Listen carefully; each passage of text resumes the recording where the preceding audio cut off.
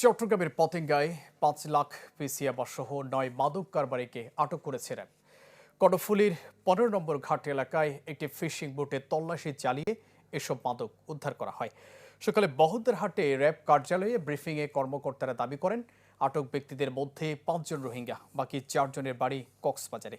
রোহিঙ্গাদের সাথে যোগসাজশে দীর্ঘদিন ধরে মিয়ানমার থেকে মাদক এনে তারা নৌপথে চট্টগ্রাম মহানগর ও জেলার বিভিন্ন স্থানে সরবরাহ করত, যা স্বীকার করেছে রোহিঙ্গারা।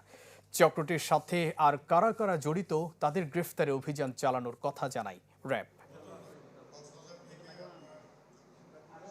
আনুমানিক সন্ধ্যা ৭টার দিকে ফিশিং বোটটা আইডেন্টিফাই করা সম্ভব হয় এবং ফিশিং বোটে আমাদের অভিযানিক দল গমন করে এবং সেখানে ৩টি বস্তার ভিতরে ৫০ কাঠ ইয়াবা খুঁজে পায় এবং একই সাথে বোটে যারা ছিল মোট ৯ জন আসামি, তাদেরকে গ্রেপ্তার করা হয়। যে ৯ জন আসামি আমরা গ্রেপ্তার করেছি, এই ৯ জন আসামির মধ্যে ৫ জন রোহিঙ্গা এবং ৪ জন বাংলাদেশি।